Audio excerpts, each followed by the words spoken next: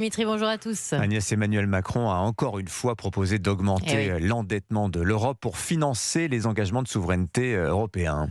Oui, on peut dire que c'est très mal passé auprès de nos partenaires allemands. Leur ministre des Affaires étrangères a taclé sévèrement la France à ce propos, car selon lui, Emmanuel Macron mentionne, certes à juste titre, la souveraineté européenne, mais bon, pour lui, quiconque doit en parler, qui en parle, agit, il doit agir en conséquence pour son propre pays. Et les efforts déployés, selon lui, jusqu'à présent par la France sont insuffisants pour y parvenir.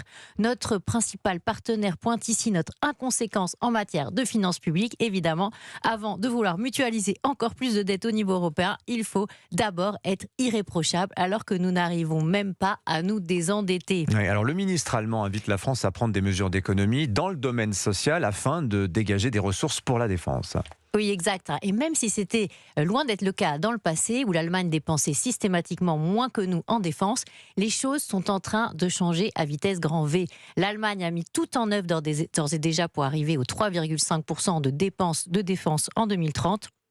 Et ils sont en train de couper dans les dépenses sociales et de discuter, par exemple, c'était ces derniers jours, de repousser l'âge de la retraite à 70 ans. Ils coupent dans leurs dépenses sociales alors qu'ils sont bien en dessous des nôtres, autour de 30% de la richesse nationale, tandis que nous approchons des 32% de la richesse nationale. 2 points d'écart, c'est énorme. Donc ce que disent les Allemands à la France, c'est très simple. Pourquoi vous ne rognez pas, vous les Français, 1 à 2 points de vos dépenses sociales pour financer votre effort de défense au lieu de vouloir refiler ça en dette européenne. Alors, les Allemands ne croient pas que nous allons arriver d'ailleurs au fameux 3% de dépenses en défense en 2030 et 3,5% en 2035. Ils n'y croient pas une seconde. Et à ce stade, ils ont raison. Nous avons sorti une étude, nous, à la Fondation IFRAP, qui montre qu'avec la trajectoire actuelle de ce qu'on appelle la loi de programmation militaire, nous allons vers 2,28% de la richesse nationale en défense en 2030 et pas du tout 3%.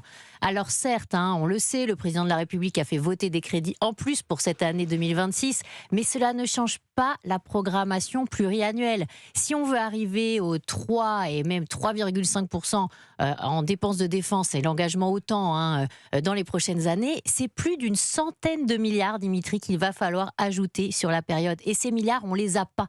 Et on les aura encore moins si on n'ouvre pas les vrais dossiers pour faire baisser la dépense sociale, comme chez nos voisins, comme par exemple travailler jusqu'à 70 ans. Mais nous, on a fait l'inverse, on a suspendu la réforme des retraites. C'est ça qui gratte un peu la peinture de nos amis allemands. Signature Europe 1, Agnès Verdier-Molinier. Merci beaucoup, Agnès. Merci à vous. C'était l'édito Écho avec Banque Populaire, engagé aux côtés de ceux qui entreprennent. Banque